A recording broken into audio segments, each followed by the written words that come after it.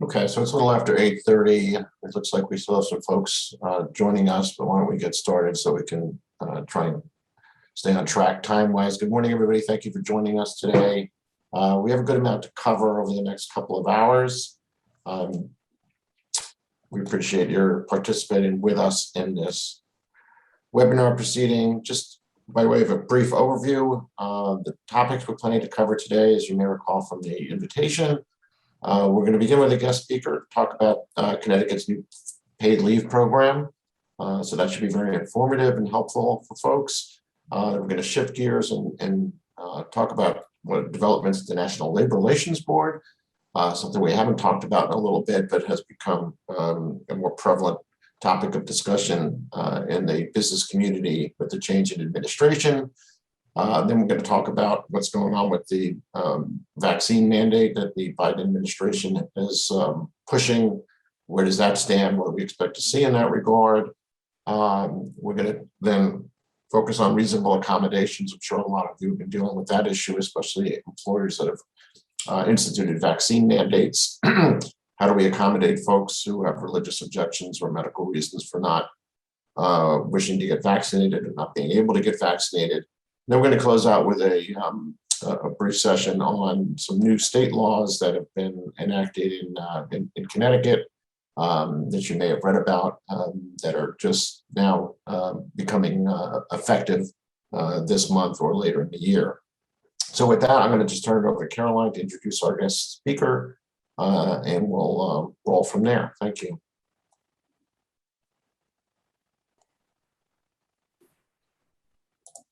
Sorry, getting unmuted. Thank you, Larry. So I'm thrilled to have Erin Choquette here, who is the General Counsel of the state's Paid Leave Authority. I know there have been many questions about both the paid leave program and the changes to the Connecticut Family and Medical Leave Act that go into effect in January 2022. That's right around the corner, believe it or not. So we are very grateful to Erin for being here to help us walk through some questions relating to implementation of the paid leave program and changes to the Family and Medical Leave Act. We will save some time for questions. If you have questions, please put them in the chat, and Erin, as we wrap up or during the course of your presentation, if it's topical, I will jump on to let you know that there's a question. So with that, I will turn it over to Erin. Thank you. Great, thank you so much for having me here. So the producer of this is going to be advancing my slides for me, so I'll try to remember to tell you to advance the next slide. So please move on ahead to the agenda. So today we don't need to talk about me or our CEO, Andrea Barton-Reeves, who is double booked today, so that's why you have me, but please move on to the agenda slide. Next slide, please. Next slide, please. There we go. All right, we're going to talk about the Connecticut Paid Leave Program, and then we'll really focus most of the time this morning on discussing FMLA and Ctpl. So what do those two laws, actually 3 laws, and why are there 3 laws? What do they mean? What do they do? And then we'll talk about how we're going to be implementing the new Connecticut Paid Leave Act and what employers need to think about when they implement the new changes to Connecticut FMLA. We'll share some resources we have available to all employers on our website. And as Caroline indicated, we will be taking time for questions. So if you want to move to the next slide. Keep going. Great. So the Connecticut Paid Leave Authority is a quasi-public agency. We were established by statute with the mission of creating a program that enables Connecticut workers to receive income replacement benefits if they need to take time away from work to care for themselves or care for a family member in a time of need. Our specific focus is on making sure that those benefits are available, and I'll talk with you about how we do that.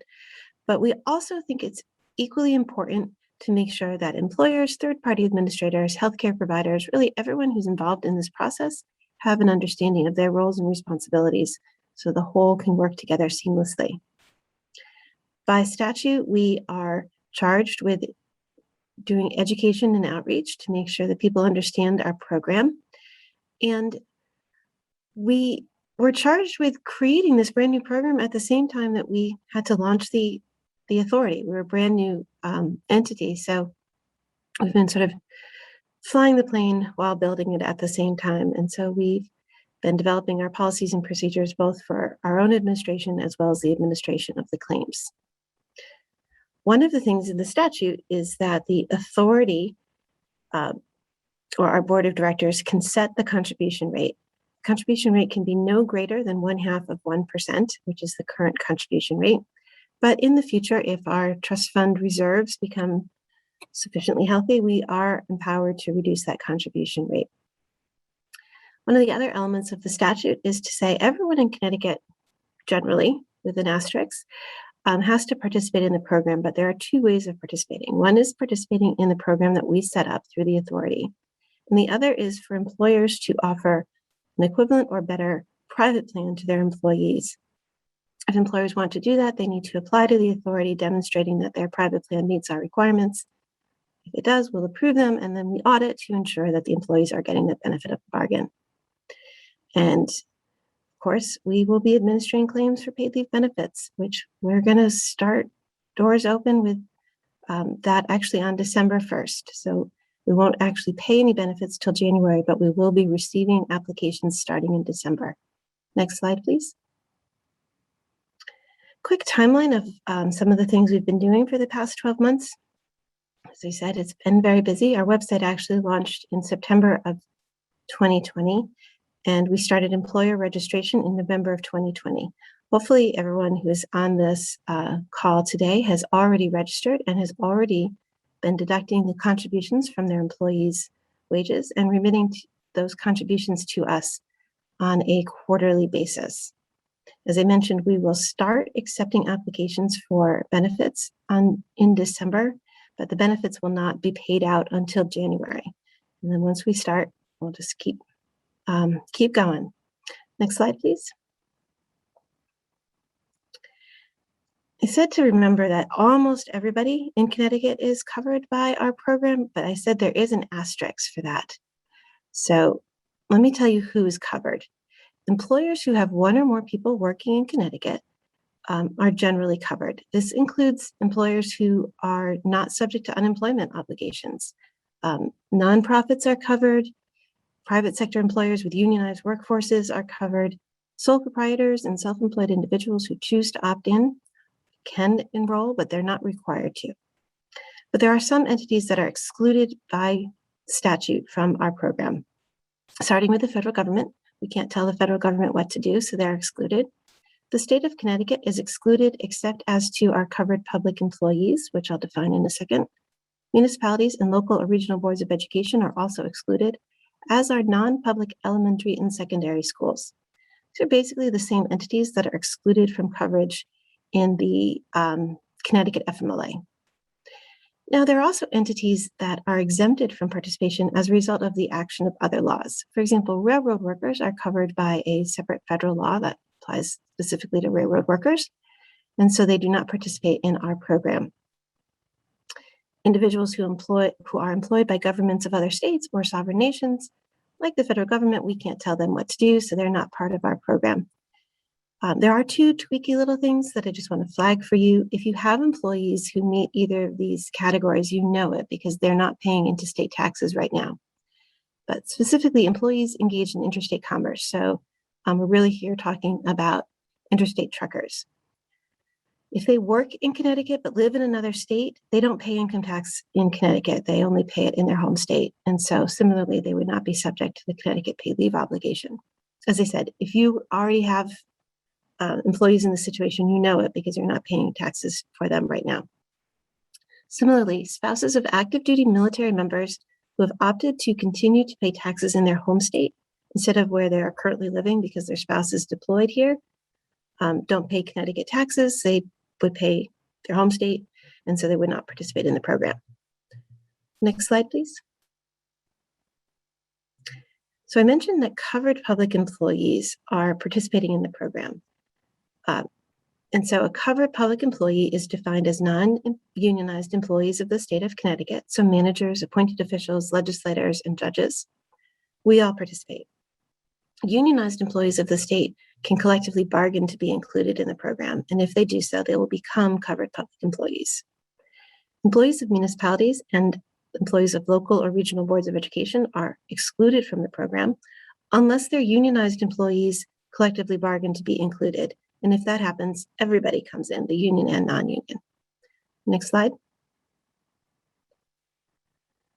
So as I mentioned, one of the things we do is collect contributions. We do this because the Connecticut Paid Leave Program is entirely employee funded. We get no money from the employers, and we get no money from the state. The contributions are post-tax, and they're based on your employees' FICA wages. And the employees contribute 1/2 of 1%. So it's the employee's responsibility to contribute the money, but the employers are the ones who handle the payroll. So it's the employer's responsibility to deduct that money from the paychecks and remit the contributions with some minimal wage information on a quarterly basis. We receive that contributions and validate the wage information. But when I say we receive it, technically the contributions gets deposited straight into an account, which goes that night into the paid leave trust. This is managed by the Office of the State Treasurer, but it is not state funds. It is a separate independent account that can be used only for the purposes of administering the program and paying benefits. Next slide, please. So if you want to move to the next slide, I want to make sure we're all thinking about the same concepts when we use certain terms. So I think it's always good to define our terms, particularly when we use acronyms like FMLA. Now, FMLA stands for Family and Medical Leave Act. As I said, it's actually not just one law, it's two. There's a federal FMLA and a Connecticut FMLA. Both laws allow eligible employees to take job-protected time away from work. That's what they do, job protection. Both laws state that the leave is unpaid, but that the employer may adopt policies to provide their employees with income replacement during their leave. Some employers do this by simply continuing the employees on the payroll. More often than not, you see employers who either purchase or develop a short-term disability policy, or they require or permit their employees to use their earned accruals while they're out on leave. There has been a lot of talk in the press about potential changes to federal FMLA, but those don't appear to be going forward. So we'll just have to sort of wait and see what happens there. But with Connecticut FMLA, we know that they will change because the law already changed. It just takes effect in January. Next slide, please. So what are those changes? Well, first, let's talk about Connecticut FMLA as it stands right now. Connecticut FMLA only applies to employers with 75 or more employees. As of January, it will start applying to employers with 1 or more employees. So if you're a small employer, particularly if you have fewer than 50 employees, and so you've never dealt with federal FMLA either, you need to start thinking about your obligations under Connecticut FMLA. To be eligible for leave under Connecticut FMLA, as it stands right now, the employee would have to work for you for 12 months, doesn't have to be consecutive, and they have to work at least 1,000 hours in the 12 months immediately before going out on leave. That is going to change. The hours worked requirement goes away entirely, and employees can apply for job protected leave after 3 months. The amount of leave is going to change as well. Right now, it's 16 weeks in a 2-year period with 26 weeks available for military caregiver leave. But in January, it's going to change. It will be 12 weeks in a 12-month period. You'll still get 26 weeks for military caregiver. And there's also a new entitlement, which is an additional 2 weeks of leave for an employee who has a serious health condition causing incapacitation during pregnancy. The other big change is relating to what employers can require in terms of making their employees use their accruals. Right now, as I mentioned, the employer can require the employees to use their accrued time when they're out on leave. They'll still be able to do that starting in January, but employers will have to let the employee hold on to at least 2 weeks. They can't require them to exhaust all of their PTO while they're out on Connecticut FMLA. Next slide. So that's FMLA. Let's talk about Ctpl. So Ctpl is Connecticut Paid Leave. It's probably not the best habit, but we reference Ctpl when we talk about the statute, our program, as well as our authority. But usually we're talking about the act itself. The Connecticut Paid Leave Act is a Connecticut law. It creates a source of income replacement benefits for workers. It does not provide job protected leave. You might also hear it as PFML or paid family medical leave. That's usually what people refer to it, but we've learned that if you say PFML, people hear FMLA. And so we don't want to create that confusion. So we try to talk about Ctpl instead. Next slide. Ctpl and FMLA are separate and distinct laws, but they are related and they overlap in some areas. And one of the areas where they overlap are the reasons that an employee can take leave or receive income replacement benefits. And those reasons are probably familiar to you. There's medical leave, which is leave to take care of yourself if you're sick and you need time off to recover or for treatment. There's leave to care for a family member who has a serious health condition, which is called caregiver leave. Then there's bonding leave, which is leave to bond with a newborn or newly placed adopted or foster child, and to attend pre-placement adoption or foster care activities as well. I mentioned military caregiver leave previously. That's leave to care for a family member who is injured on active duty in the military. And that's a leave that the employee can take up to 26 weeks to care for that military member. It's a one-time per military member per injury entitlement. There's also something called qualifying exigency leave. That's leave to address specific issues associated with a parent, spouse, or child's deployment in active duty. And finally, there's something that the Connecticut legislature enacted in 2012. I keep meaning to double check it, but I believe it's 2012. That's called Family Violence Leave Act. That was a law that said all employers have to provide their employees with job protected time away from work, including 12 unpaid days, if that employee needs the time to go to court or to relocate or to receive counseling or therapy because they've been a victim of family violence. So that law exists, and under Connecticut Paid Leave, an employee could apply to the authority for income replacement benefits for those 12 unpaid days. Next slide. I want to take a moment to talk a little bit more about caregiver leave. Now, if you're used to federal FMLA or the existing Connecticut FMLA, you know that caregiver leave has been limited to caring for a parent or a spouse or a son or daughter who is under the age of 18 or is 18 and over and has a disability as defined by the ADA, which prevents them from engaging in 3 or more activities of daily living. So, relatively small number of people for whom you can take caregiver leave. But under Connecticut FMLA, starting in January, and under the Paid Leave Act, an employee can take leave and receive benefits for a parent or a spouse, or a son or daughter of any age, or a sibling or a grandparent or grandchild. So the family population has expanded. Then Connecticut has also identified that an employee can take caregiver leave to care for an individual who's related to the employee by blood or affinity, whose close association the employee shows to be the equivalent of one of those family relationships that I just listed. Next slide. So this related by affinity concept is new to Connecticut, but it is actually something that the federal government has used for bereavement leave and federal contractor sick leave, and other states and municipalities have used it as well. Basically, it's a recognition that families come in all shapes and sizes, and there may not always be a legal bond. It's going to be fact specific. So you do have the right to ask your employee to provide you with a writing describing the nature of the relationship, showing that it is a significant personal bond that is equivalent to parent, spouse, child, grandparent, grandchild, sibling. So, for example, perhaps you have an aunt or an uncle who really stood in the place of a parent or a grandparent. In my family, my great aunt lived 10 minutes down the road. She didn't drive, so we did all of her grocery shopping, ended up doing her laundry when she got older. When she was sick, we took care of her. And she came to every family event, every school concert, every holiday dinner. She was really the equivalent of a grandmother to me. And so if she were alive now, I could take caregiver leave for her. Another example would be unmarried significant others. Connecticut doesn't recognize common law marriages.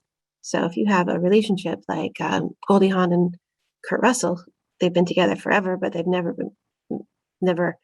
gotten a marriage license. They lived in Connecticut. They couldn't take care of each other under FMLA, or they couldn't take job protected leave or get to care for each other. But that will change in January. And so that unmarried significant other relationship would count as related by affinity. Next slide, please. So the next couple of slides are really just kind of for you to have in your back pocket when you're thinking about this in the future. As I know, everyone loves to think about FMLA, and this is for you.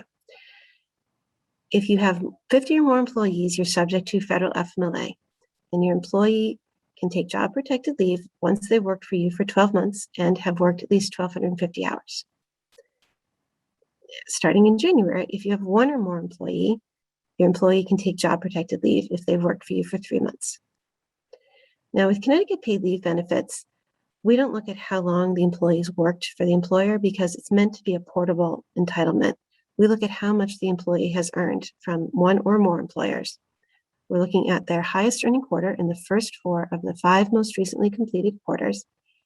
And if they've earned at least $2,325, and they're either currently employed in Connecticut, or if they're not, they had been employed in Connecticut at some point in the 12 weeks before they apply to us for benefits, they can receive benefits.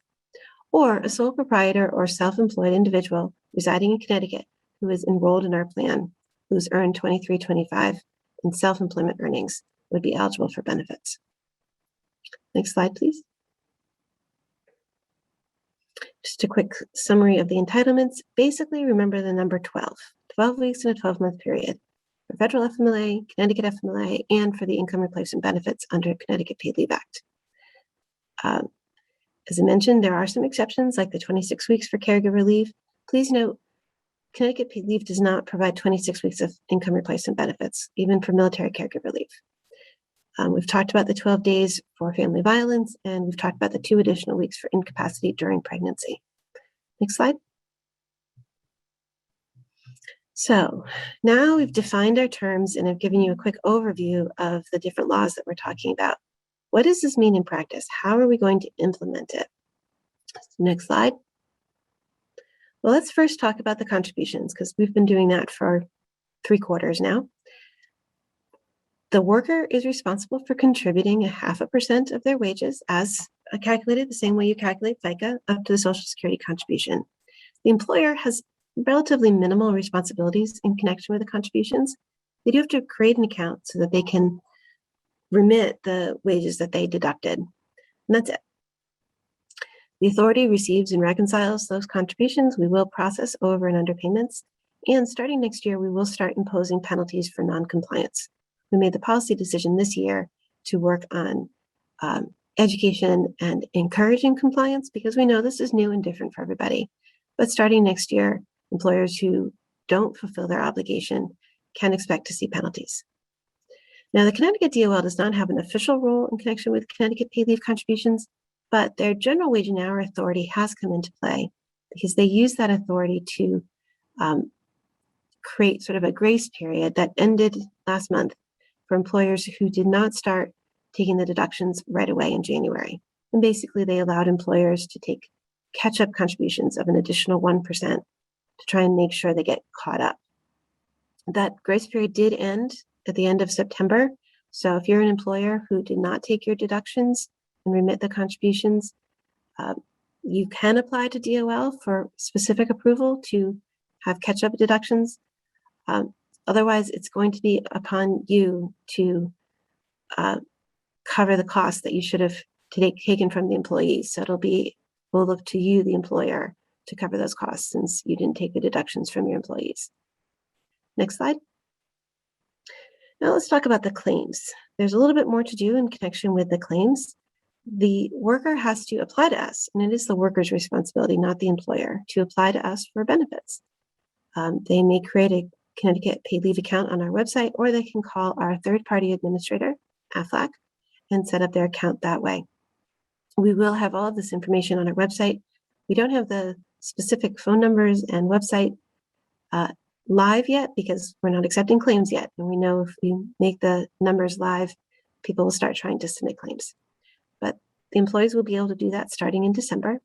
They'll be asked to provide supporting documentation to substantiate the reason for leave, the amount of time they'll be out because we only pay benefits for when they're out of work. And they are required by statute to notify you, the employer, that they're applying to us for benefits. For Connecticut paid leave, the employer has to complete an employment verification form, and we may ask the employer to validate absences and other sources of information as needed. But that's really it as far as we're concerned. You will need to notify your worker about your paid time off policies, including if you have any short-term disability policies, because your worker needs to let us know what's going on. We'll talk a little bit more about the interaction of the benefits and employer PTO in a moment. And as with all things, you can't discriminate against an employee simply because they're exercising their rights under the law. The authority is going to work with our third-party administrator to determine eligibility, review the claims, calculate the benefits, and we will be investigating fraud and imposing penalties as appropriate. The Connecticut Department of Labor is responsible for hearing any appeals. If we deny a claim, an employee can appeal to DOL for that, or if we impose a penalty for fraud, they can hear those appeals. Next slide. So what does this look like? Well, as I said, the worker submits a claim. They can call AFLAC. They can go to our website and create credentials and then submit their claim. They will have to complete information and provide us with documentation. AFLAC will determine eligibility, looking to see if they've earned that $23.25 that we talked about, if they work for a covered employer, and they'll approve or deny the claim. Next slide. Next slide, please. Oh, sorry. No, go back. You're faster than me. They'll calculate the benefits using the statutory method and issue benefit payments. We will be issuing payments either through electronic transfer or stored value cards, which are basically debit cards. Our plan is to issue the benefits each Tuesday. We say 2 weeks in arrears, it's really 10 days, 10 days in arrears. So for example, if you're out and you need to receive income replacement benefits for the first week of January, that ends on January 8th, the benefits would be issued on Tuesday the 18th, and they'll be issued weekly. The employer is responsible, the employee, the worker is responsible for notifying us if there are any changes. If they need more time, if they're getting different income, and if there's intermittent leave, which is leave taken in small chunks of time for the same leave reason, we will need the worker to let us know when they're out. Those can often be unforeseen absences, so they'll have to let us know when they're out. Next slide, please. So as I said, the benefits are calculated according to the statute, and the statute says the benefits really determined by how much the employee earns. If an employee's base weekly earnings are less than or equal to the minimum wage times 40, the benefit will be 95% of their base weekly earnings. When we look at the 2 highest earning quarters and the first 4 of the 5 most recently completed quarters to determine what the base weekly earnings are. If those base weekly earnings are more than Connecticut minimum wage times 40, we get the 95% of the Connecticut minimum wage times 40 plus 60% of the difference between their earnings and that base number. However, in all circumstances, the total benefit amount is capped at 60 times the Connecticut minimum wage. So just like the contributions are capped, so too are the benefits. Next slide, please. So this slide is really for folks who like to see the math. If you've got a worker who's earning $13 an hour, they work 40 hours a week, their benefit would be 95% of 40 times 13 or $494. Worker B earns more than that. So we have this example, they're earning $13.50 an hour. So we would do the 95% of 40 times 13 plus 60% of the difference between what they earn in 40 times the Connecticut minimum wage, which basically means that worker B gets an extra $12. Next slide, please. So we always get questions about what happens between the employer-provided PTO and the Connecticut paid leave benefits.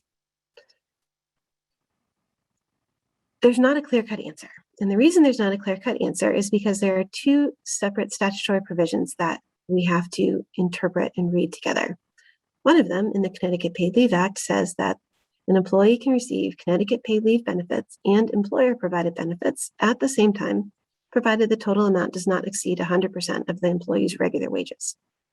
Okay, good to know. And then under Connecticut Fmla, as we've talked about, the employer can require or permit the employee to use their PTO, provided they hold on to the 2 extra weeks. So we know that the employer could require employees to use their PTO while they're out. And then we have to take into account that if you have short-term disability insurance, the terms of that contract apply. What does that insurance policy say about, are they the payer of last resort? Do they pay up front? We can't, our statute does not allow us to alter the terms of that contract. So we basically recognize that when you put all of these things together, you could have 4 different outcomes. First, the employee doesn't have any PTO or is not required to use it. So they're going to start receiving benefits effective the first date that they go out on leave. So the full amount of leave is covered by Ctpl benefits. Second scenario is the employee has and is required to use or is allowed to use their employer provided PTO that is equal to their regular pay, and it covers their full amount. Say they need to be out for 3 weeks and they've got, a bazillion hours of PTO. The employer says, no, we want you to use your PTO because we don't want you to stack your leave. They're not even touching their Ctpl for that particular leave. They're fully covered by the employer provided benefits. Next slide. Erin, I'm going to just interrupt quickly because we've Sure. received some, probably not surprisingly to you, received some questions about this topic. So one is, can you get paid from Ctpl in your vacation and sick time at the same time? Which I think you addressed that there's that cap. You can never get more than 100% of your wages. Correct. We've also fielded some questions from clients about this interplay with short-term disability policies. And I understand that may be policy specific, but I was wondering if you could speak for a moment. Most short-term disability policies are not 100% wage replacement. They might be, for example, 60%. So in that case, and I know it would be policy specific about which one was primary, short-term disability or paid family leave, but would it be the case that an employee getting 60% wage replacement through short-term disability would be able to top themselves off to 100% through paid family leave? Yes, bearing in mind that our benefits are set forth by statute, so we're never going to promise to top somebody off, but they could, If they're that's what eligible. scenario 4, they receive their PTO or short-term disability that's less than their regular wage, but at the same time. And so they're going to receive both. And then we just need to ensure that they're not receiving more than 100%. Okay. And then just to reiterate, because this has been a source of many questions, it's going to be specific to a short-term disability policy as to whether the short-term disability policy gets paid out first or is secondary to paid family leave. Right. As I said, usually the insurance policies will specify, and most of them say that they're the payer of last resort, but if they say something different, that contract stands. Our statute doesn't override those contractual terms. Okay, so the employee would get what they're eligible for under paid family leave, and then could additionally maybe get something under a short-term disability policy, but likely not that full 60%. Right. Again, it depends. If you've got a high wage earner, the benefits available through the short-term disability policy, the benefits available through CTP leave is capped at 60 times Connecticut minimum wage, which is $780. It's either $720 or $780. I can't remember. It's on one of those slides. $780. So you could certainly see a situation where, not that one, the one before, you could see $780 for $13 at Connecticut minimum wage. So you could certainly see a situation where someone would get both. And then the only other situation we haven't covered, if you want to go back to where we were, is a situation where an employee has PTO for, taking into account that you can't require them to exhaust it. Maybe they have 3 weeks of PTO and they need to be out for 5 weeks. The employer can require them to use the first week for PTO, and then they'll start using their CTP leave benefits in week 2. Great. I've got just one more quick question about the application process, and then I'll let you continue because we're running low on time. Does an employer receive notification when the employee is approved or denied for the paid leave component? Yes, so we will, as I said, the employee is required to tell the employer, but we also will notify the employer when if the application has been approved. And And I'm when we- sorry, go ahead, Erin, I'm sorry. When we have the employers fill out the employment verification form, we ask them to tell us who we should be contacting and how we should contact them. Great. I am going to ask one more question from early in the presentation because I think it's going to be a very generally asked question. If a leave is started now at the end of this year under Connecticut law as it stands now, what happens as we run into January 2022 if the leave is going to continue through January 1? Right, so that's a question for basically Connecticut Fmla because no one's getting any Ctpl benefits before January. But we do have lots of employees who are going to be out of work between now and January. And so the Connecticut Department of Labor has issued a guidance on their website. Basically, if you go to ct.gov/DOL and look for family and medical leave,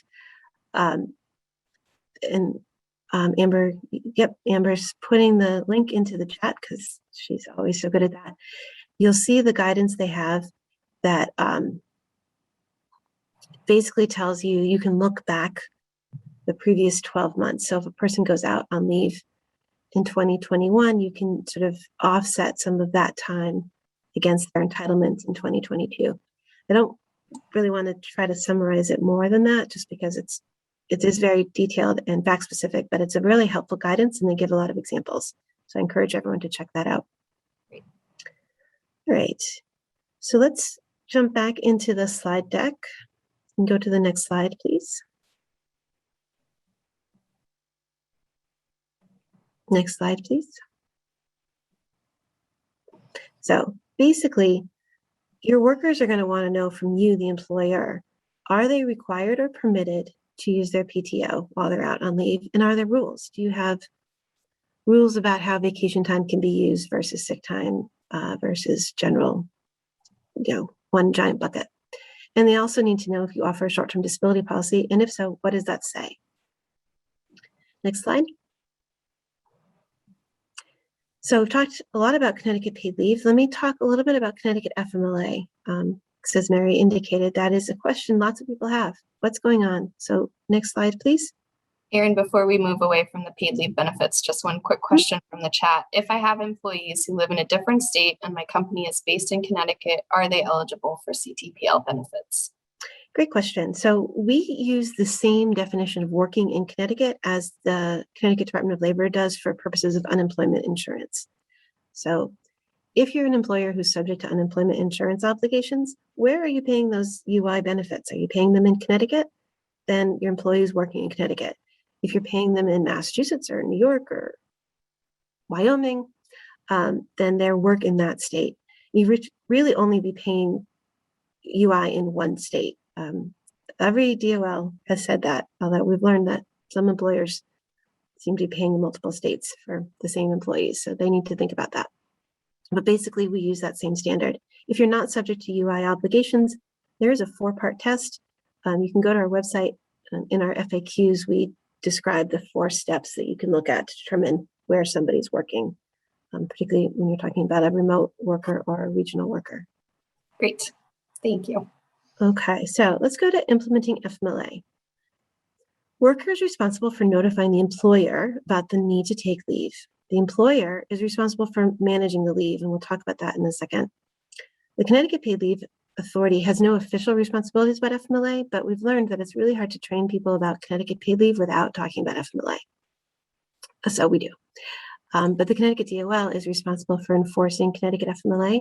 They are finalizing the revised regulations for the new FMLA provisions, and they do have guidance, as we've shared, and they will investigate complaints relating to denial of FMLA, as well as discrimination and retaliation of FMLA usage claims. Next slide. So what does this look like? Well, the worker notifies you, the employer, that they need time off from work. They don't need to use the term FMLA. They just need to give you enough information for you to say, this sounds like one of those leave reasons that we talked about in that early slide. They should tell you 30 days in advance if the need for leave is foreseeable, or as soon as practical if the need for leave is not foreseeable. Although I should note, you need a policy that tells them this, because if you don't have a policy telling them this, you can't hold them responsible for this advance notice. You are responsible as the employer for determining if the worker is eligible for Connecticut Fmla or for any other leave entitlements. You have 5 business days to notify them of their eligibility from the date you learn that they need leave. And you have to provide them with a notice of rights and responsibilities. Connecticut DOL is updating the Connecticut Notice of Rights and Responsibilities form. And that is something that you should expect to see on their website soon to make it easy for you. Notice of eligibility and rights and responsibilities is not leave approval. It is just, yep, you meet the eligibility standards, and this is what needs to happen next. Next slide. What happens next is the worker has to give you, the employer, documentation to substantiate the need for leave and the length of time.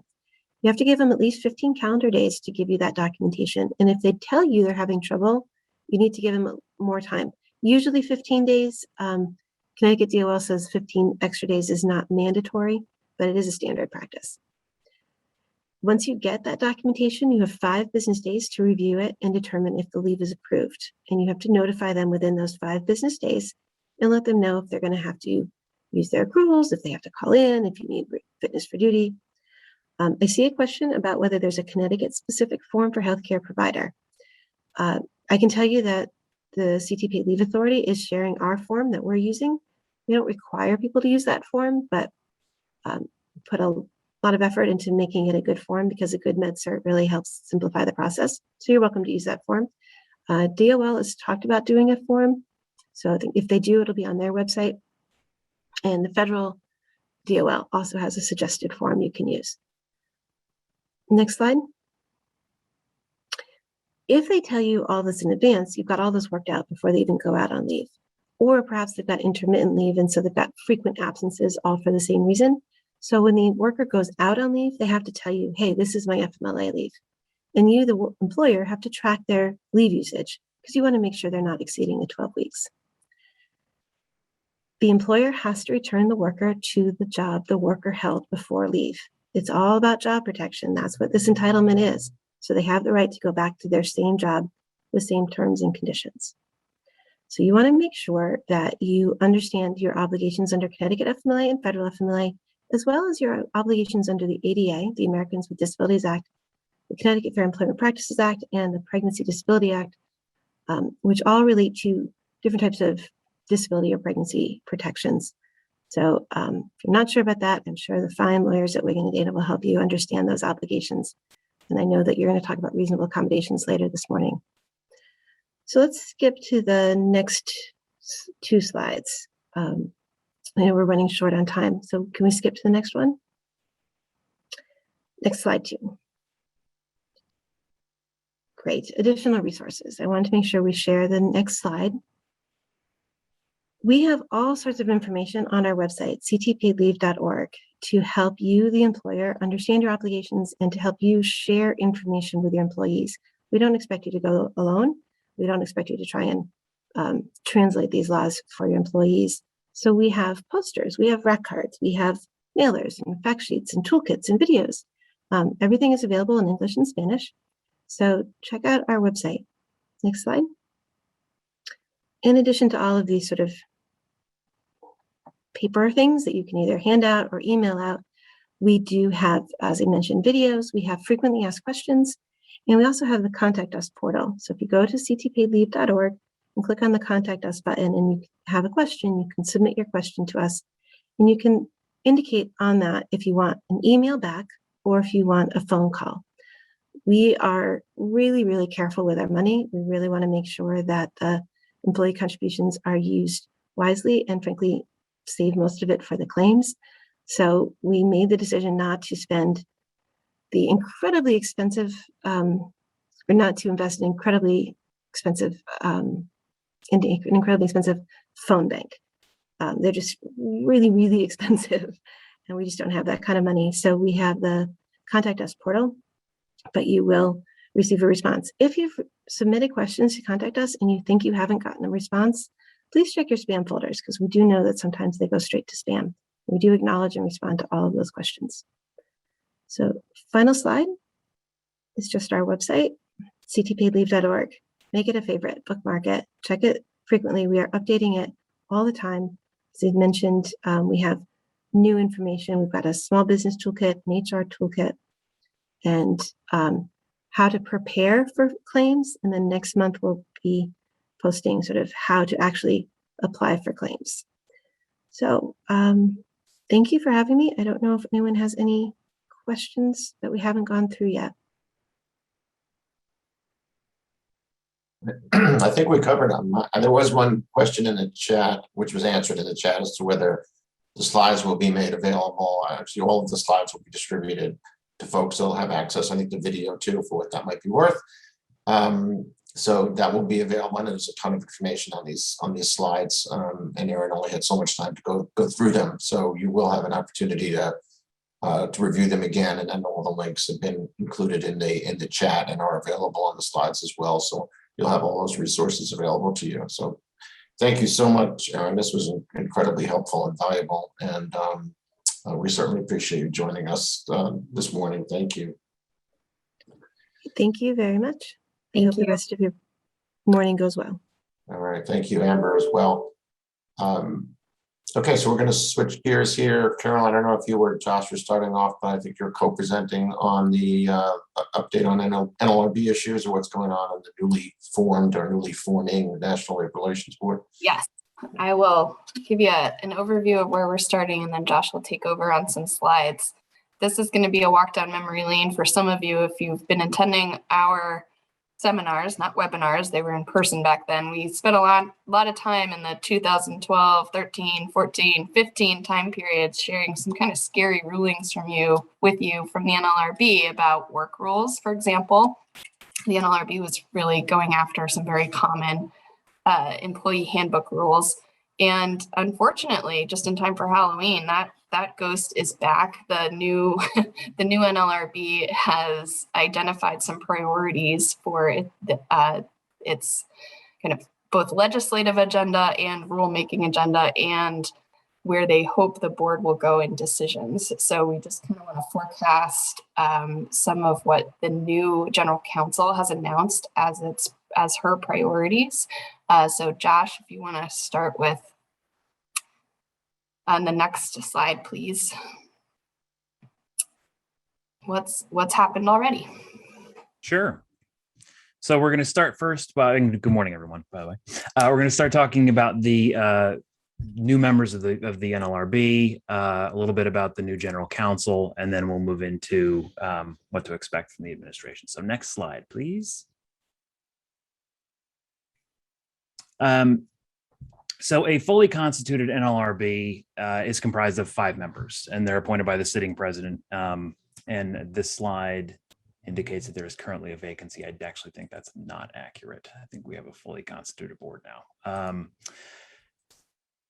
So the party holding the White House typically has a 3-2 advantage on the NLRB, which is currently the case. So when a Republican's in the White House, the NLRB has a more management-friendly bent. But when we have a Democrat in the White House, as we do now, there's a more union-friendly bent. So the law sort of waffles back and forth.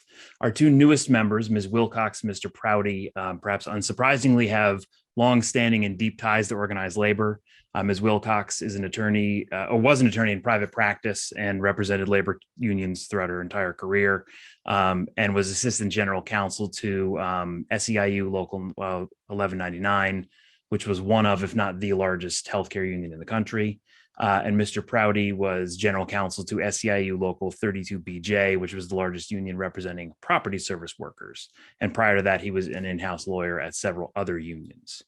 So those are the new members of the board on the Democratic majority. A quick note for the board, a few days ago, the NLRB asked the DC Circuit to send a case back to the board due to what the NLRB Inspector General found were potential conflicts on former board member William Emanuel for a case that he had concerning his stock holdings. So there is a possibility that's going to go back, and they'll be revisiting that case with the Democratic majority. I think what we can look for out of this Democratic majority on NLRB and in general from the Biden administration is trying to achieve the primary goals of promoting collective bargaining and encouraging union membership. And to do that, it looks that there's going to be a dismantling of the Trump era framework and then looking to, as the president is fond of saying, building it back better. So if we can go to the next slide, please. So a new general counsel, new agenda. Jennifer Abruzzo was confirmed on July 21st, 2021. Some of you may remember that one of President Biden's first acts on his inauguration day was to fire the former NLRB general counsel, and he was replaced by an interim appointee, and there are still challenges to that interim appointee's ability to bring cases, so we might see some additional action based on that. But moving forward, Ms. Abruzzo is expected to reverse the course established by her predecessor and to seek, through the exercise of her prosecutorial discretion, to unwind a lot of the pro-business decisions issued by the NLRB under the Trump administration. And it looks like she's going to try to use those decisions and some of the flexibility built into those decisions to unravel them a bit. So she issued her first general counsel memorandum on August 12th, 2021, identifying a lot of areas that she believes compel centralized consideration, meaning that regional offices like the offices here in Connecticut should submit questions to the NLRB's Division of Advice.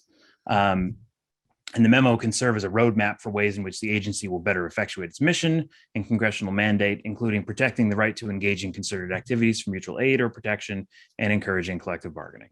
So there are those two goals we discussed. Next slide, please. So going forward, we can expect the NLRB to view the legality of handbook provisions from the employee, not the employer's point of view, to heavily scrutinize confidentiality provisions like those often included in severance agreements, and to expand what constitutes protected concerted activity under the NLRA. There was a contraction of that under the Trump administration, and we're looking to see an expansion now. Okay, so next slide, please. So starting with work rules, the general counsel memo encourages a review of the applicability of two Trump era cases, Boeing and LA Specialty Produce. To give you a quick primer and reminder, because I'm sure all of you remember everything these cases say, Boeing dealt with facially neutral employer policies that could interfere with employee rights, and the board developed a test to evaluate the nature and extent of the potential impact on NLRA rights and any legitimate justifications associated with the rule. After the board made that evaluation, they would put the rule into one of three categories. Category one would be work rules that do not reasonably interfere with protected rights, or whose impact is outweighed by the rule's justifications. Category two rules are rules that warrant individualized scrutiny, and category three rules are rules that are unlawful to maintain because they would prohibit NLRA protected conduct, and the adverse impact on NLRA rights is not outweighed by the justifications to the rule. So that's Boeing, and then LA Specialty was one of the first work rule cases decided under Boeing, and that gives a sort of further refinement. That gives the NLRB a lens through which they should be reviewing Boeing cases, says the Trump era board. And that case shifts the burden to the general counsel to show that a reasonable employee and not a NLRA subject matter expert would view a facially neutral rule as possibly interfering with their rights under the act, and that work rules should be judged from the perspective of an objectively reasonable employee who's aware of his legal rights and also interprets work rules as they apply to the everydayness of his job. So the GC is looking to revisit these two decisions and see how they can apply and how they can be applied to confidentiality rules, social media rules, media communication rules, civility rules, respectful and professional manner rules, offensive language rules, and no camera rules. And so where the Trump board might look at these and say, no reasonable employee would have a problem with this confidentiality rule, the GC is encouraging submissions so they can revisit those and look at them through a more employee-friendly lens. Okay. Next slide, please. So the GC is also encouraging submission of questions regarding confidentiality and separation agreements, confidentiality in investigations, and confidentiality in arbitration. And in doing that, we're looking at the applicability of three, again, Trump era cases. The first is Baylor University, and that's a case that found that lawful separation agreements that contain confidentiality and non-disparagement clauses and prohibit departing employees from participating in claims brought by a third party against their employer in return for severance money are lawful. So the GC wants to revisit that issue to see if maybe they can find a way to find that's not lawful. With respect to investigations, the Apogee retail case acknowledged that confidentiality assurances during an ongoing investigation serve the interests of both the employer conducting the investigation and the employees involved. Before that case was decided by the Trump era board, an employer was required to first identify a legitimate and substantial business justification necessitating confidentiality, like the risk of evidence being destroyed or witness tampering. And the burden was on the employer to make a compelling case that the special needs of a particular investigation required confidentiality and that need outweighed employees' statutory rights to discuss workplace issues of mutual concern. And so Apogee Retail says, no, we generally are thinking we have, there are general confidentiality concerns for employee investigations, so that's enough. And they said that employers can maintain and enforce a blanket rule requiring confidentiality during an ongoing workplace investigation. And they can extend beyond the investigation then if the employer can show a legitimate justification. So there's a little bit more of a burden to extend the rule beyond the investigation. And so the GC wants to revisit those issues and see how she can erode that and bring it back to requiring the employer to show more of a justification for the rule.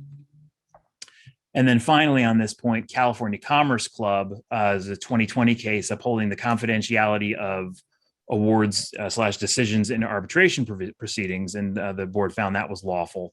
And so we'll be looking to for the GC to be peeling back some of that confidentiality so that employees can share awards and decisions going forward.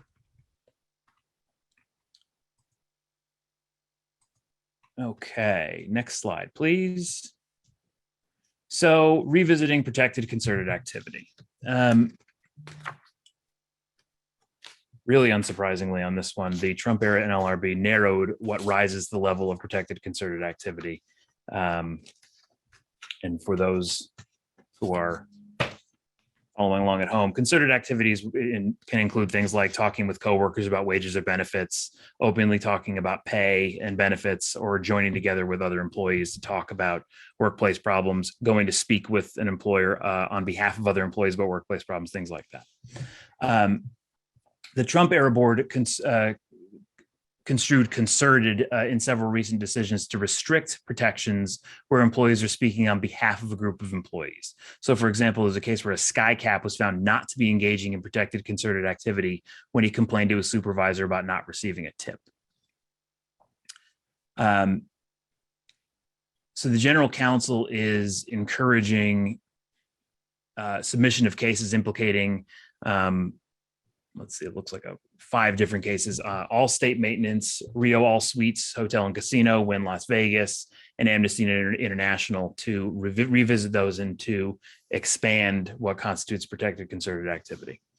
And so we can see very similar fact patterns as we saw in the Trump era board going in front of the Biden era board and see very different decisions.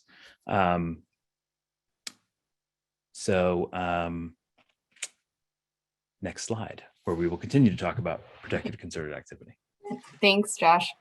The one thing I want to note about the last slide is the general counsel is inclined to start looking at the concept of whether some behavior is just inherently concerted, which is a little bit concerning because it could mean that an employee who just sounds like they're talking about their own private issue with an employer that is not involving the interests of his or her coworkers could be found to be engaging in inherently concerted activity because of the subject matter of what they're talking about, which would be pretty much an unprecedented expansion of protected concerted activity, which has always needed to involve some level of mutual aid and protection. So you could be talking about wages, but you'd have to be speaking on behalf of your coworkers or specifically as to an issue that involves people other than you. Next slide, please. All right, so another area where there's going to be some expansion of protected concerted activity rulings is this issue of employer provided emails. The Obama era board had issued a decision called Purple Communications that said that employees who have access to their employer's email, so any employee that you've given an email account to, has a Section 7 right under the NLRA to use that email for Section 7 purposes, which could mean union organizing, going back and forth with coworkers to talk or complain about working conditions, wages, and things like that. So the Trump board reversed that decision, ruling that employees do not have a statutory right to use employer-provided email for non-work related communications. So long as an employer exercised some control over how their employees were using their email for non-work related purposes, they could go ahead and prohibit employees from using their email for Section 7 purposes. But that is back on the radar again, and I think we can expect yet another flip-flop back to a decision saying that employees can use employer-provided email for Section 7 purposes. Of course, times have changed since Purple Communications, and now the GC is thinking about messaging platforms like Slack or Discord, or really any other instant messaging-based platform that your employees may use, and lots of employers have things like that. So we may be seeing decisions that also apply to chat platforms in addition to email platforms. Next slide, please. Okay, misclassification. We talk about this all the time in all different settings. We talk about misclassification primarily as a wage and hour issue, but believe it or not, that's going to start seeping into National Labor Relations Board rulings. The GC has set her sights on independent contractors, and she's announced a goal of assessing whether it may be an unfair labor practice charge to misclassify an employee as an independent contractor. So that just heightens the risk of misclassification, because while you have always run the risk of the various wage and hour penalties that can go along with misclassification issues, now you could also be entertaining the risk of a violation of the National Labor Relations Act simply by virtue of misclassifying an employee as an independent contractor. The general counsel in doing that is also kind of shifting her lens on how we determine who's an independent contractor under the NLRA.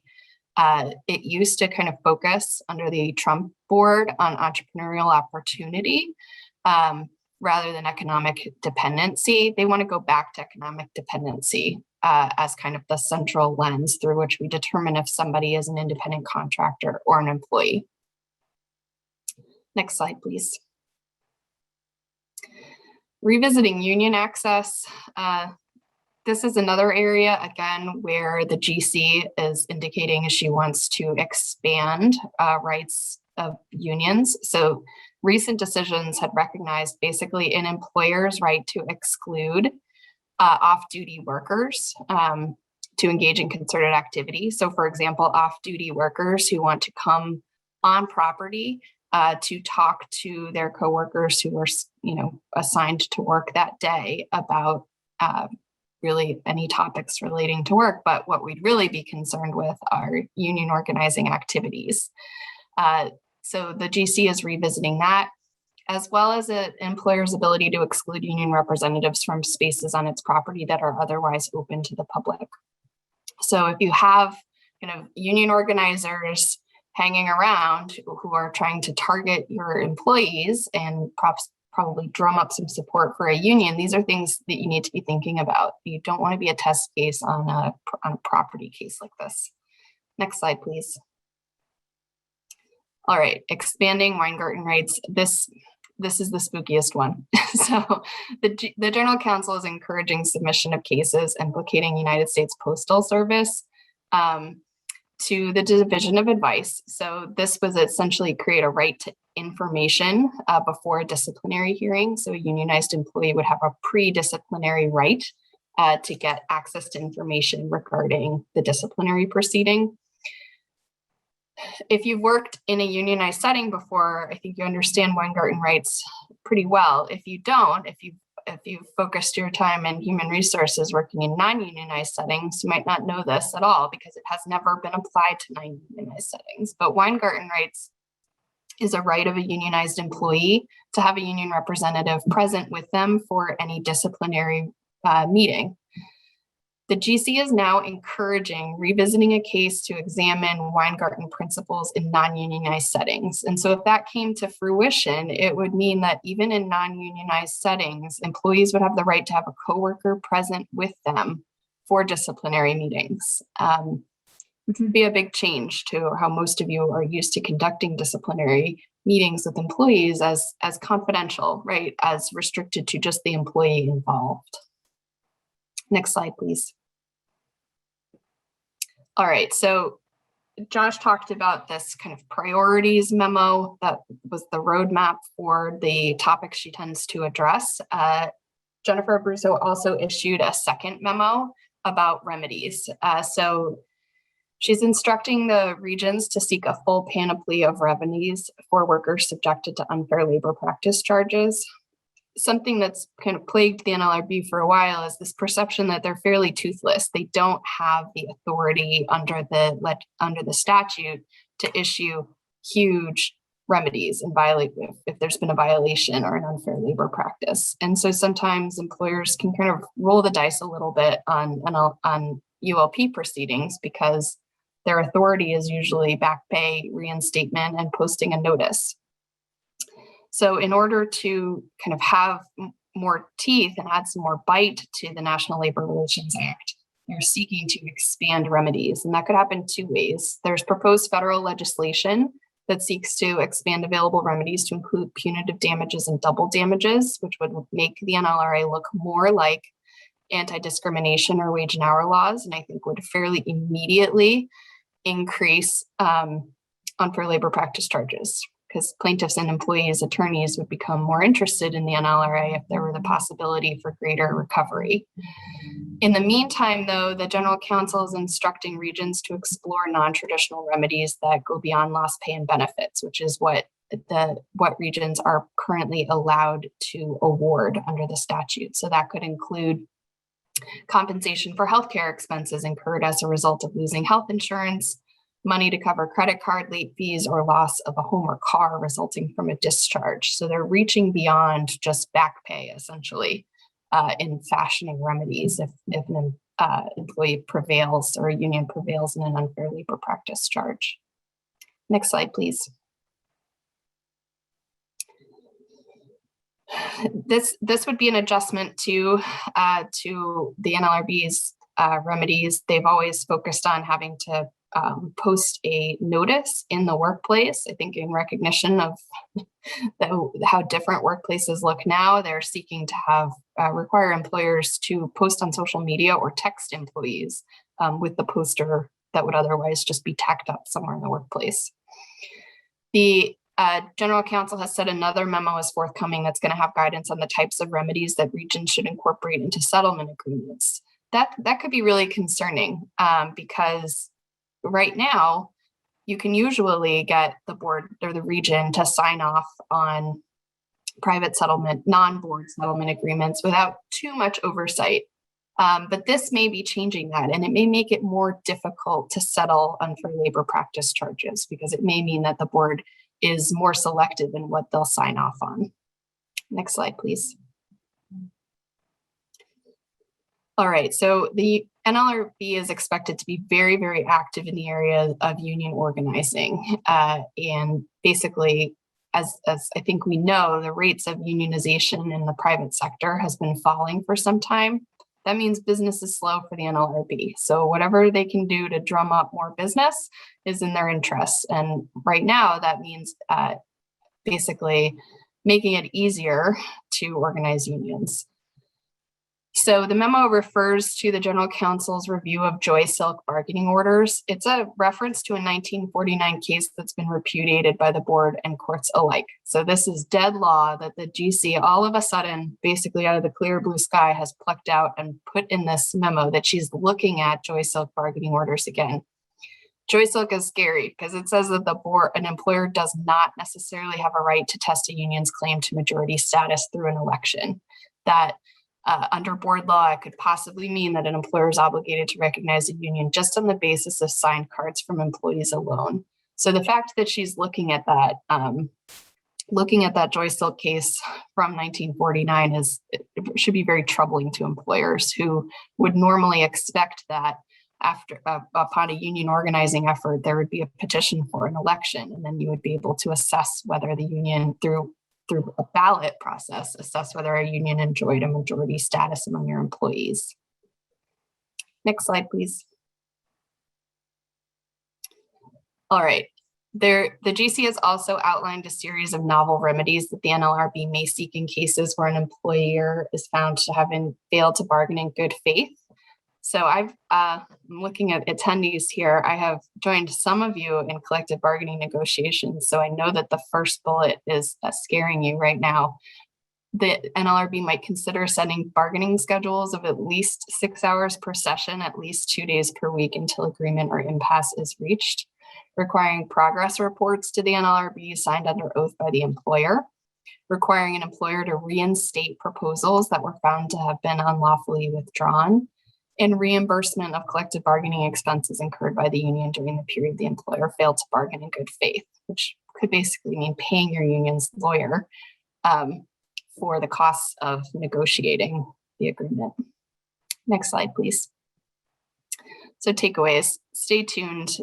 We expect this will be a similar season that we saw under the Obama era NLRB, where there are troubling decisions issued by the NLRB frequently that are going to require your time and attention to make sure your policies are relevant and that your practices are compliant with the National Labor Relations Act. The second thing is a big deal. Train managers on the rights of non-unionized employees. I think this is the greatest misconception about the National Labor Relations Act, is employers saying it doesn't apply to us. We don't have unionized employees. All employees have rights under the National Labor Relations Act, so long as they're not supervisors. So all employees have the right to engage in protected concerted activity. So I get calls pretty frequently about disciplining an employee because they are disclosing information about their wages with their coworkers, disciplining an employee for criticizing a supervisor. All of these things are potentially protected concerted activities so long as the employee is not obscene, vulgar, profane, exceptionally disruptive. So make sure that that's something that managers understand, because I think it's potentially a huge risk. The NLRB is going to be very active in non-unionized settings because they have to be. The window of unionized workplaces is closing more and more. I think we're now at like 6% of private sector employers are unionized. So basically, to stay in business, the NLRB is looking very closely at non-unionized employees. Tread lightly and seek counsel on discipline and terminations involving some of these hot button issues. That would include employee speech about work-related topics, confidentiality, social media use, so-called civility rules, requiring professional or respectful conduct. I don't think anyone here wants to be the test case on any of these. And we know that the NLRB is going to be highly focused on looking for cases where they could make new law. If there's a union organizing campaign at your facility, or you are in the process of bargaining with a union, either for an initial contract or a successor contract, it's even more important to invest the time and resources to make sure you're staying up to date on where the NLRB is going. The remedies that the General Counsel is contemplating are expansive, and they could have long-term impacts on your dynamic with the union, not to mention financial repercussions. Any questions about the spookiest part of this presentation? Looks like the paid family leave is generating more questions than the NLRB, as would be customary for our programs. So we're ready to transition to the next topic. I think we have a break built in here, but let's try and keep it to just a couple of minutes so that we can try and stay on track time-wise. So if we can try and come back at 9:50 or 9:51, we'll get started again. Okay, so let's get started again. Sorry for the short break, but we do want to try and finish this up by 10:30 or so, so we're not disrupting folks' schedules. So we're going to start this next segment talking about the vaccine initiative that I'm sure you've been reading about, and the directive from the Biden administration to OSHA to issue a temporary emergency order, if I have that phraseology right.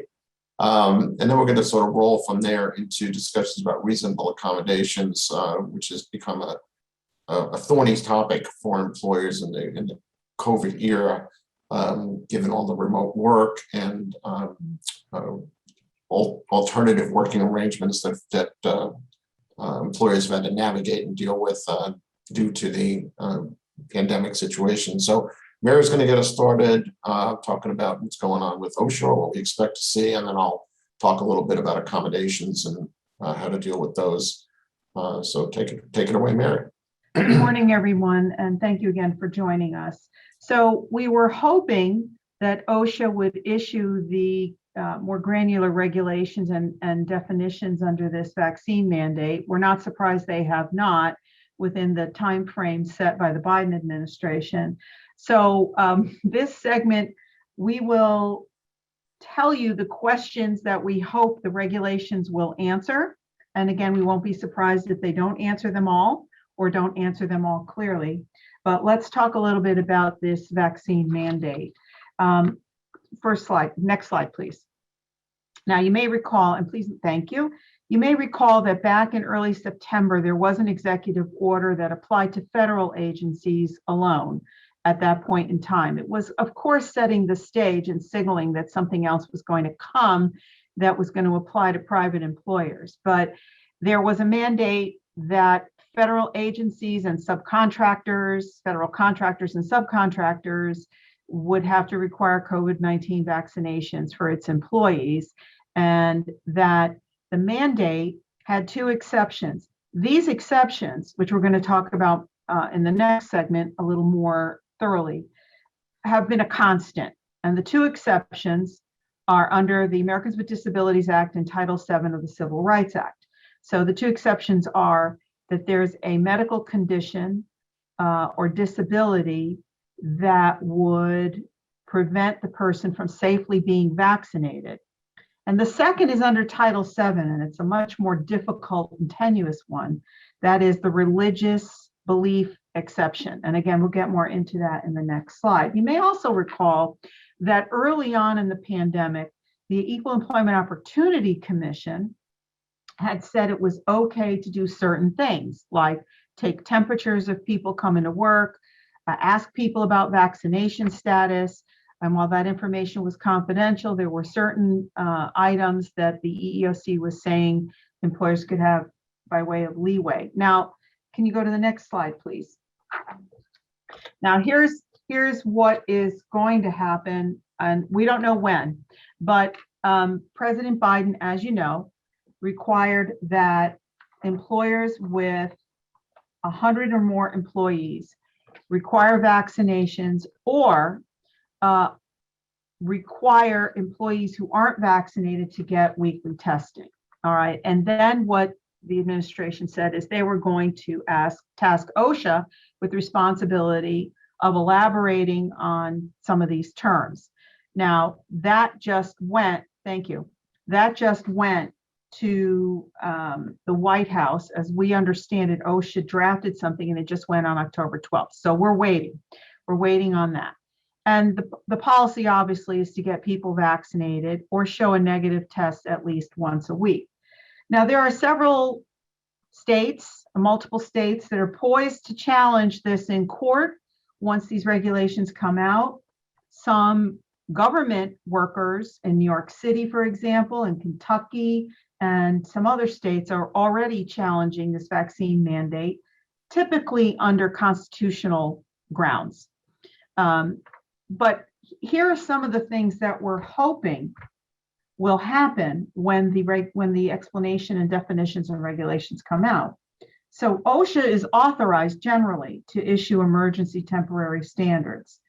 And the general standard for OSHA is that workers are in grave danger due to exposure to toxic substances or agents which are physically harmful. So this is where OSHA gets its jurisdiction. But some of the questions that we're hoping will be answered are the following, because a lot of our clients have already instituted vaccine mandates. So one of the questions I've been getting is, if the alternative is a weekly negative test, will we have to provide that alternative, or is that going to be voluntary? Number two, while we know so far that you have to give paid leave or paid time for somebody to get their vaccination, is it going to be compensable time for people to get a weekly test? Who's going to pay for the weekly test? Will insurance carriers cover a weekly test? If a weekly test is an accommodation to an employee, who pays for that? Will insurers cover that if it's an accommodation? Now, so far, under the Fair Labor Standards Act, the interpretation is if it's necessary for the job to do certain things, you have to give it has to be compensable time for somebody to go get a weekly test. So these are some of the questions that have yet to be answered that our clients are waiting to hear about. Next slide, please. So again, it was sent on October 12th. No, it's not 2012. It should be 2021. Sorry about that, folks. And it's not even been made public. There's been no leaks about what's in the emergency temporary standard. And so we're hoping that some of those questions get answered. So again, if you've already have vaccine mandates, there are still a lot of unanswered questions, particularly about these weekly tests. And some of our clients have had, especially in the healthcare industry, have people on site who are able to test weekly. So they have managed to deal with this weekly test issue where people can get tested during their regular work hours, but many employers don't have that capability, and they're waiting to see what has to be done here. The U.S. Department of Labor, Health and Human Services and the Treasury have published some answers to frequently asked questions. And so some of our clients have asked about incentives to getting vaccinated instead of mandating. And there has been some language issued that suggests you can give some perks like premium discounts on health insurance or impose a surcharge. I would say to you that it has to be on such a level that it can't be deemed discriminatory against people who have one of those two exemptions at play. Next slide, please. So that's kind of a rundown of what we're waiting for. Again, if we had the standard issued, this would be a meatier segment, but so far, stay tuned. And let's jump now into the accommodation issues that have been already coming up. There have already been suits filed about refusal to accommodate, particularly people who want to continue to be remote. So Larry's going to get into that now. Thank you. Thanks, Mary. So let's go to the first substantive slide, the next slide. So as many of you have probably read, the EEOC has taken a position that the laws that they administer, the ADA, Title VII, do not prevent an employer from requiring all employees entering the workplace to be vaccinated. So we've seen a proliferation lately of vaccine mandates by a wide range of employers, many companies that you know, many companies that you don't. It has become much more prevalent ever since the EEOC made this pronouncement. Of course, as Mary alluded to, any such vaccine mandate has to account for potential exemptions for religious accommodations and ADA-related disability accommodations. So let's go to the next slide. Just sort of a refresher in terms of the reasonable accommodation requirement, which is largely similar as between Title VII ADA. There are some nuanced differences to them, but basically, obviously, you have an obligation under the ADA to provide a reasonable accommodation to applicants and employees who have a disability. You may recall over the past number of years now, as the law has developed under the amendments to the ADA that go back to, I think it was 2008 now, the definition of disability has gotten quite broad, and employers are generally encouraged by the EEOC to sort of assume that somebody who has a condition of some sort or another has a disability. That doesn't mean every condition isn't in fact disabling, but it's a broader concept now, which means more situations where you might be required to consider reasonable accommodations. And of course, the reasonable accommodation requirement is subject to the caveat that an accommodation is not required where it would present a direct threat to safety to either the employee in question or others, where there's an undue burden, which is a difficult hurdle to meet under the ADA, a little less so under Title VII. We're talking about religious accommodations. Next slide. Okay, so typically an accommodation discussion, what we call the interactive process, is initiated by an employee request, but the employee doesn't actually have to make a request, doesn't have to reference the ADA, of course. It might be readily apparent that someone has an ADA covered disability if it's visually obvious. That may call for an accommodation. So a formal request is not necessarily required. An employee can simply indicate that due to some medical condition, they would like some alteration. They don't need to use the word accommodation. So it's just a matter of being cognizant of what is going on with the employee. And if a request is in the nature of an alteration of job functions or duties or changes of schedules that might be tied to some disabling condition, then you want to engage in that interactive process. So you have ADA accommodations, and there's folks who have religious beliefs. It used to be religious accommodations came up very, very rarely. Typically, it would be Sabbath observers who couldn't work on depending on which religion we're talking about, either Friday evenings or on Saturdays, and whether those sort of impediments could be accommodated in the workplace. Now, with COVID, we're starting to see some new and creative religious issues that we'll get to in a moment. So let's go to the next slide.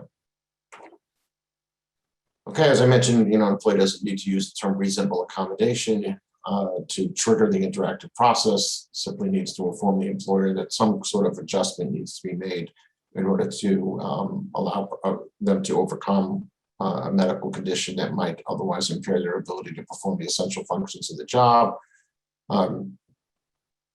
In the vaccine mandate context, it usually is pretty apparent. Someone will basically say that they're not vaccinated or have no plans to get vaccinated in the face of a vaccine mandate. That'll trigger some discussion.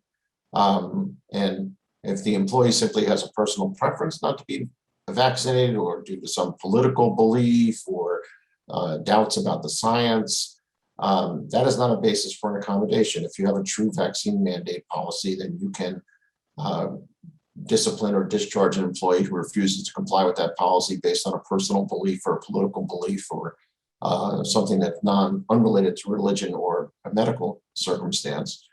But if the employee says, I can't get vaccinated because my doctor tells me I can't get vaccinated due to this condition, or a certain condition, or typically unspecified, of course you don't want to ask, that triggers a whole different discussion, and that may require an accommodation.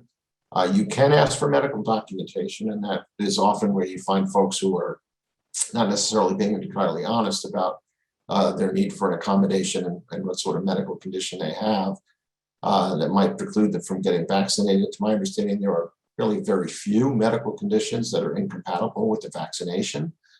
So an employee who tells you they can't get vaccinated due to a medical condition may generate a healthy degree of skepticism.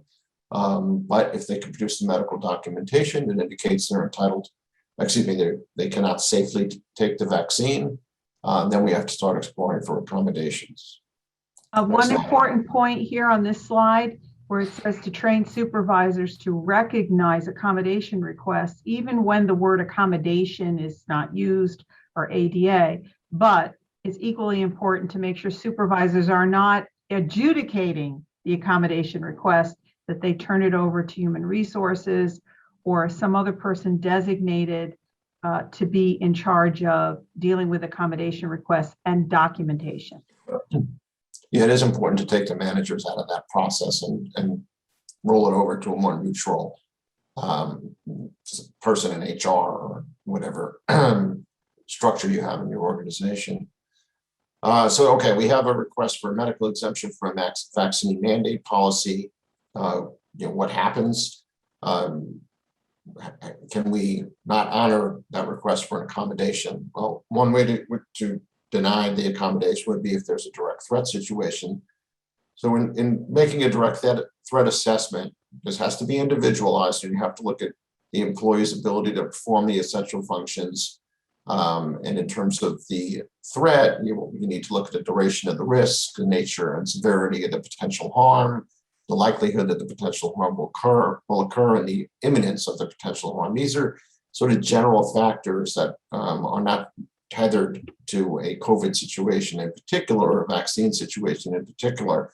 But those are the general factors that the EEOC tells us to look at in making this direct threat assessment: duration of the risk, nature and severity of the potential harm, likelihood the harm will occur, and the imminence of the potential harm. I think these are very difficult assessments to make in the abstract when we're talking about COVID, given the uncertainty as to whether someone might get infected and how likely they are to pass that infection along in a workplace setting. But those are the considerations. And then step two would be to, if you find that there may be a direct threat, which I think with unvaccinated person in the COVID world that we're living in right now, that it's a decent case can be made that there would be a direct threat to the employee or others by virtue of being unvaccinated, because you're more likely to get the virus, and as a natural result of that, more likely to spread it. So then you have to determine whether there's a way that that threat can be mitigated without causing undue hardship. So, well, let's go to the next slide. I think we touched on some of these. Okay. So what can be done to mitigate this potential risk and effectively accommodate the employee? So the EEOC tells us that accommodations for unvaccinated workers who are unvaccinated because of a medical condition might include enhanced protective measures in terms of maintaining social distance in the workplace, masking requirements, those sort of things that are generally in place anyway, modifying work schedule so that perhaps an employee who is unvaccinated is not in close proximity to others in the workplace. We've talked to clients about having folks who can't work remotely or need to come in the office on occasion, while also working generally remotely, about having them come in evenings or weekends potentially as a work schedule modification so that they're not interacting with other employees and creating that potential risk of exposure. Moving a work location to kind of a remote area of the workplace if that's possible. Of course, telework, remote working has been very common and has worked very successfully with a wide range of jobs. Potentially a leave of absence doesn't necessarily work too well with folks who are not getting vaccinated, because that's kind of a permanent arrangement, or reassignment, where perhaps they're in a job that calls for being in the office periodically or exclusively. Maybe there's another job they're qualified to fill that can be done remotely. In looking at any of these accommodations, you want to make sure to be cognizant of what CDC is up to and what they've been saying, and they are issuing communications and updates with a pretty significant degree of frequency. Not so much now as back when the pandemic was young, but you do want to monitor what the CDC is saying and incorporate that into your thinking when it comes to accommodating medical conditions that preclude folks from getting vaccinated. Next slide. All right, so the EEOC just this week issued some guidance addressing the parameters for religious exemptions. And we've seen a fair amount of this percolating. Some of it has become very public and high profile. Workplaces, an NBA player, for example, who requested a religious accommodation that was denied. Particulars, I don't really know what religion he concocted, but some of these cases are becoming much more prevalent and public. So, you know, the EEOC guidance is helpful. I would refer you to it and recommend that you take a look at it. Unfortunately, like most of the stuff that comes out of the EEOC, it's pretty general.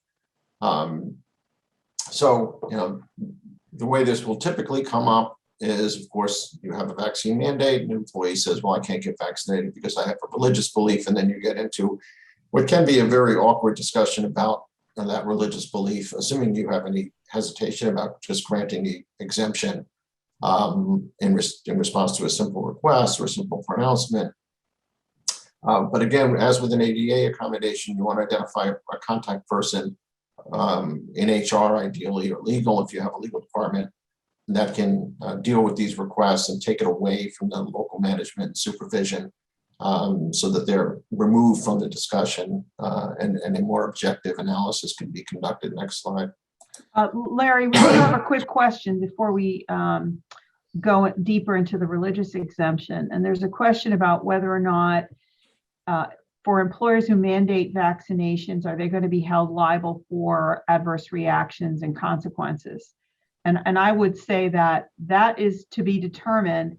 There are some cries for statutory immunity to be passed, and I think some states have done that. So I think that there will have to be something along those lines passed if they're going to tell you to mandate vaccines. I don't know if you want to make further comment on that.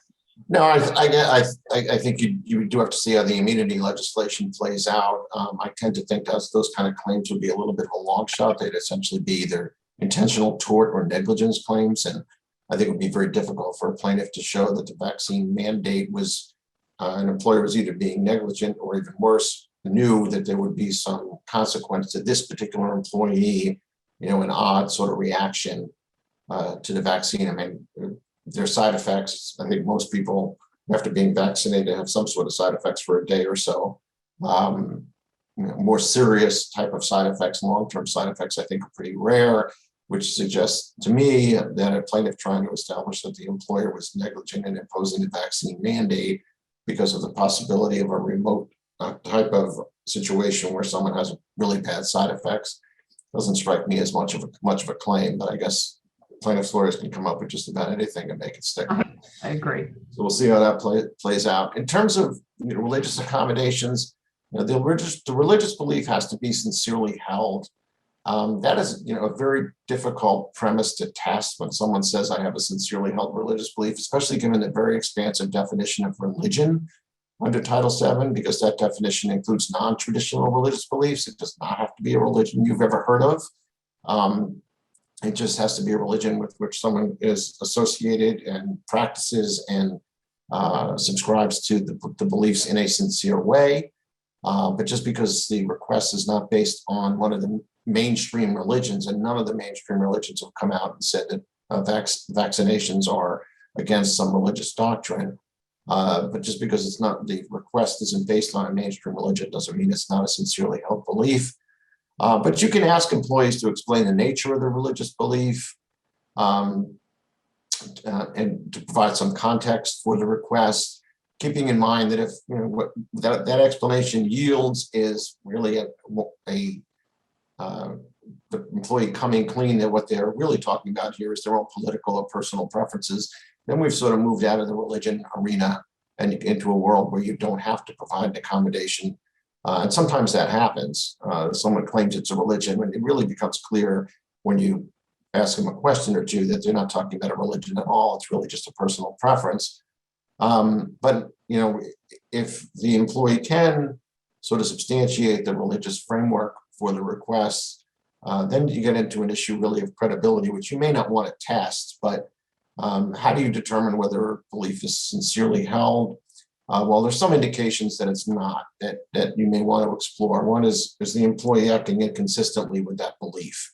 So, for example, in another context, we have a case that we're working on where a Muslim employee wanted to wear a hijab at work, and for reasons I won't get into too much, there was a uniform mandate that seemed to conflict with, and we found a Facebook photo where she said she couldn't wear a hat over the hijab, that was her religious belief.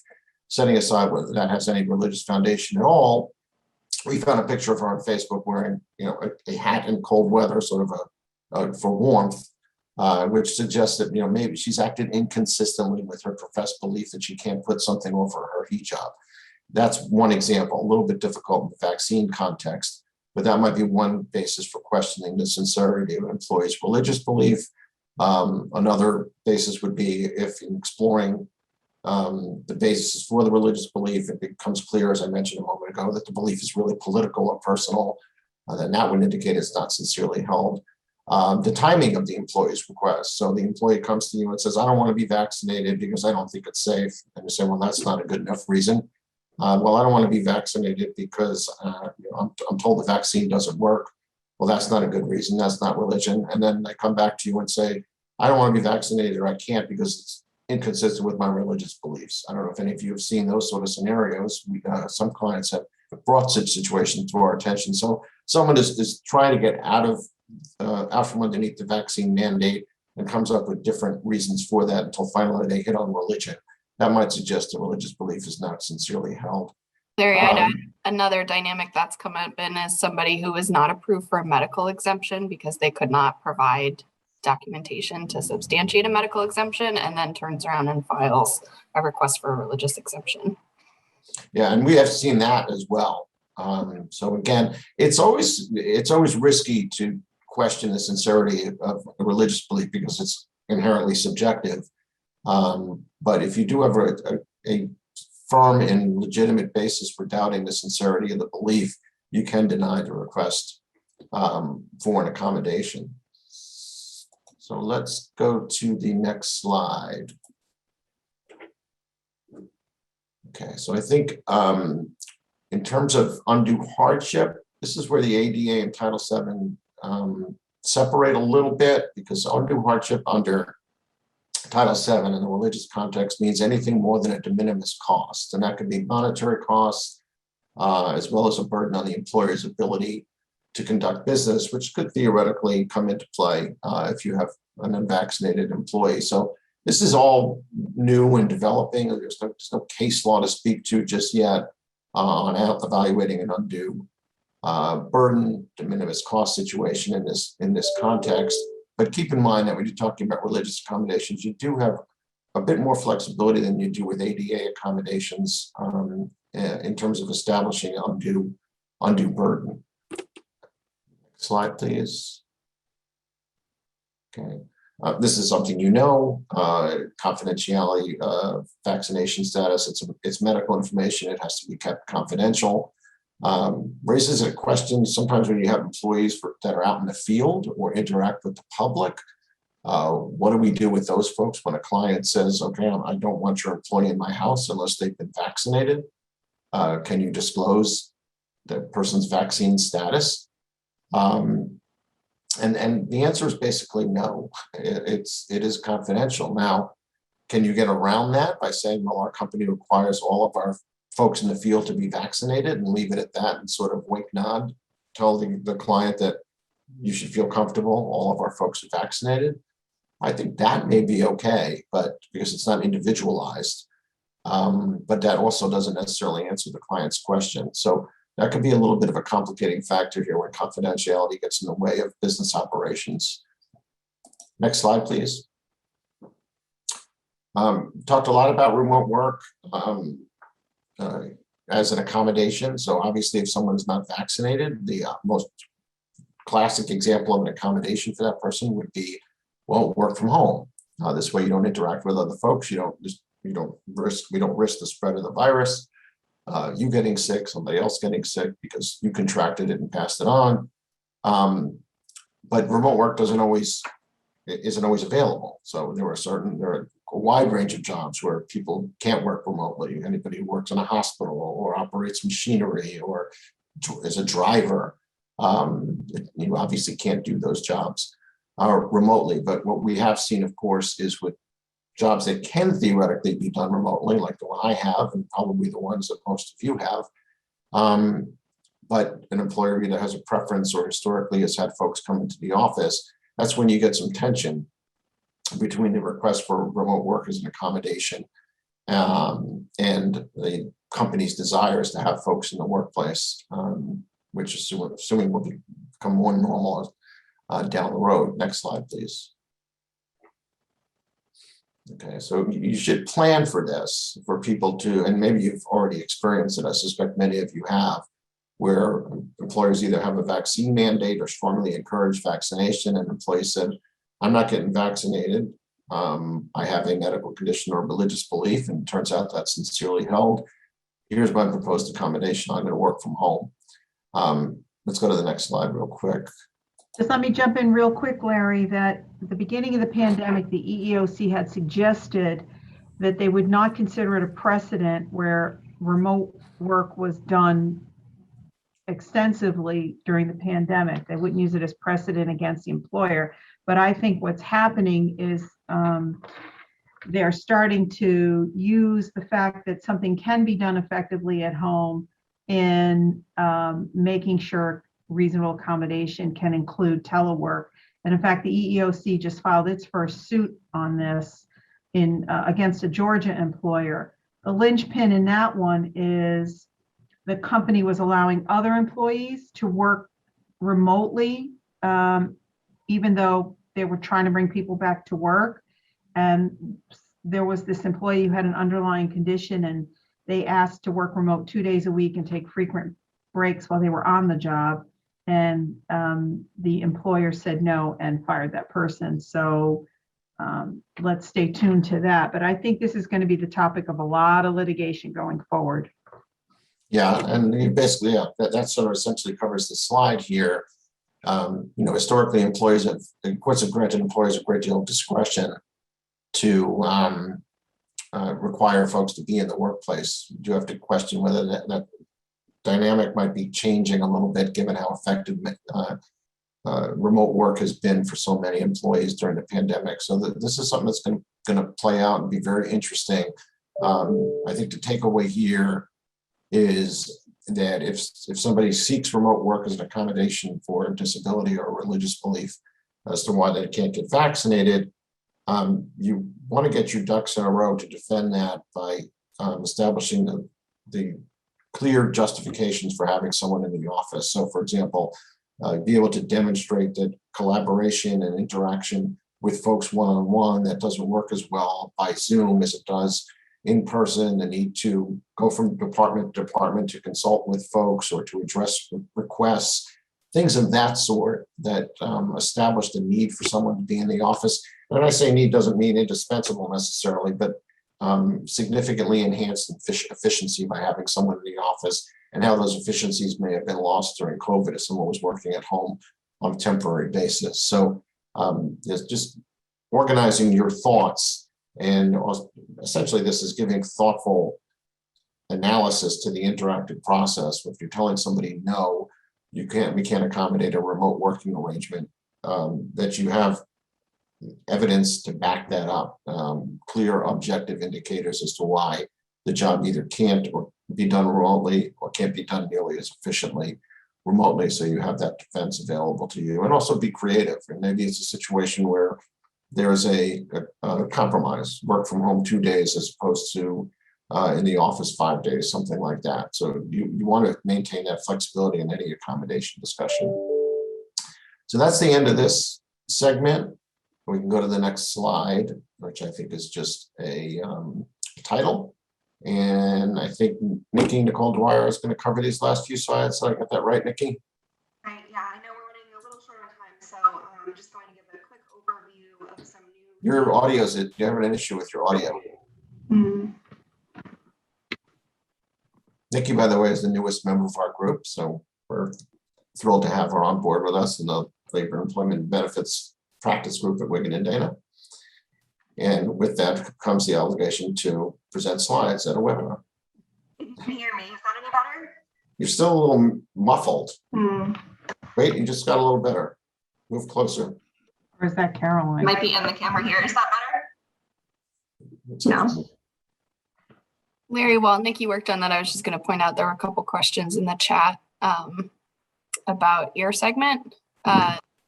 One from Sharon: employers can't disclose if an employee has an accommodation under the ADA, but can an employer disclose a religious accommodation to a customer.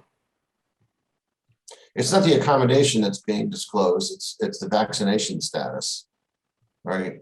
So that's what's private.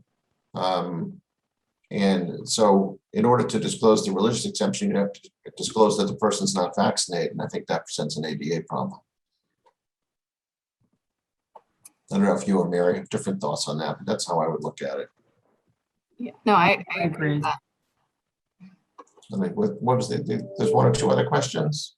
Yeah, Karen has had a question about an employee who was granted a religious exemption to a vaccine mandate, and as part of that was required to undergo twice weekly testing and has refused to be tested. And so after the refusal was placed on an unpaid leave. I mean, that's okay. I mean, this is defying a managerial directive. So it's insubordination of sorts. So I think you were being generous by putting her on an unpaid leave while this issue gets hashed out. But I think if it goes so far as to terminate the employee if they're not complying with company protocols, as long as the protocols are legit, it's perfectly appropriate as part of an accommodation for a religious belief, and that accommodation being, okay, you don't have to get vaccinated, to impose conditions. And of course, common condition is testing. Twice weekly, it might be whenever you're coming into the office, you have to present a negative test. Those are perfectly appropriate restrictions or conditions to the accommodation. And if the employee can't comply with them or won't, that could be the basis for discipline. But kudos to you for putting them on an unpaid leave and being solicitous about it. So have we resolved Nikki's audio problems? You're still muffled. So why don't we plow through the Want me to slides? just jump in, Larry? Yeah. I'll ask you, sorry, Nikki, but we'll just jump in because. Okay. All right. So we have a new Connecticut statute. We did do an alert on this. So if you want to go on our website, you can find the alert. But effective October 1, employers were required to disclose wage ranges to those who are applying for jobs and existing employees. So it would have to be upon the earlier of the applicant's request or the time of an offer, whichever is earlier, and you have to provide a range, which is the low high. Now you can, of course, continue to apply factors in determining where somebody falls within the range. But what this does is it forces employers to establish a wage range for a particular position before offering a job. Next slide, please. The wage range is generally base salary. It does not include discretionary bonuses. But if you have guaranteed automatic bonuses, guaranteed commission payments, you would have to include that in the wage range disclosure. And so you can talk about the pay scale, you can disclose the previously determined range of wages for a position, the actual range for people who hold the position, the incumbents, or your budgeted amount. Next slide. And I would say this before I cover this last slide, that this range disclosure law also amended the State Equal Pay Act. They kind of snuck it in there. So, we have a federal Equal Pay Act that says you must pay equal. But you can't have gender-based disparity in pay for equal pay. So, equal pay for equal work. Well, Connecticut, in its own statutory way, has changed that to comparable work, which is, in our view, a lesser standard. So just be aware of that Amendment 2, which they kind of tacked on to this disclosure law. Next slide. And then the other legislation that went into effect October 1 of this year prohibits employers from inquiring into the age of prospective employees. Now, we have for some time advised employers not to ask for dates of birth and ages to avoid age discrimination in hiring claims. But now this statute says you can't ask anything which is designed or is inclined to reveal an age, like when you graduated from college, when you graduated from high school, right? And so you have to be aware of this. So go to your applications, make sure your supervisors are trained in the interview process, making sure they don't ask these kinds of questions. I think we do have a question about mandating a flu shot. So I would say, Andrew, you can do that, but you have to recognize the same exemptions. And so the question for you is more employee relations. What kind of environment do you have? I know healthcare environments do mandate annual flu shots. So I would say, be careful about how many vaccines you're mandating, again, depending on the environment you're in. Larry, do you want to add? I was going to say the same, yeah, basically the same rules apply. We had a question also in terms of this last slide regarding dates for attendance at school. What about law firms that typically rely on the information to set pay scales? That's fine. You just can't ask for it on an application. Right. So it's usually on folks' resumes, especially lawyers. They love to tout, about their law schools and how and experience obviously is critical in that setting. So if a resume comes to you and it says graduated law school in this and such year, you don't have to trash it and ask them to send you a clean one without the date of graduation. It's really just the application form. In an initial employment application, you can't include, disclose your date of birth or disclose your graduation date. But that stuff ultimately comes your way eventually. Yeah, you can't require it. And so when you're about to talk about pay scale, relying on that at a pay scale is different than requiring it at the initial application process. Right. Once you get into interviews, all that stuff is fair game. I think that's the last slide, is it not, Mary? I think it is. Okay, so it's 10:32, which is not too bad. We projected to end at 10:30. So we do, thank you for your attendance. We did get sort of a last question here about employers asking about criminal convictions and or arrest. That gets into a sort of, complicated state law issue and potentially issues under federal law, anti-discrimination laws, disparate impact claims. I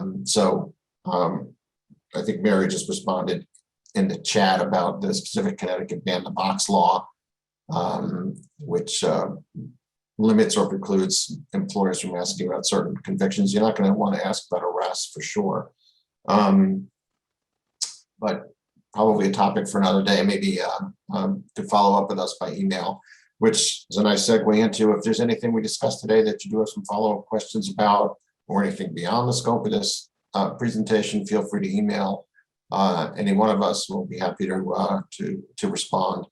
And as I mentioned earlier, the slides will be, I think, distributed along with the video so that you can watch this over and over again. So that'll give you something to do as you head into Halloween. And with that, we'll close it out. And thanks everybody for attending.